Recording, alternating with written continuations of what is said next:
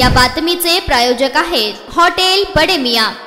करमाळा वीट दरम्यान दुचाकी व कारमध्ये जोरदार धडक झाली। या अपघातात एकाच कुटुंबातील तिघांचा जागीच मृत्यू झाल्याची घटना शनिवारी दुपारी 4 वाजता करमाळा वीट रोड दरम्यान घडली। हनुमंत केरू फलफले वय वर्ष 35, कांचन केरू फलफले वय वर्ष 30, दोघेही राहणार अंजनडोह तालुका करमाळा व त्यांची बहीण स्वाती शरद काशीद वय वर्ष 25 राहणार सराफवाडी तालुका इंदापूर जिल्हा पुणे अशी अपघातात ठार झालेल्यांची नावे आहेत। हे तिघे जण अंजनडोह येथील यात्रेसाठी स्वाती काशीद याच्या माहेरी आल्या होत्या।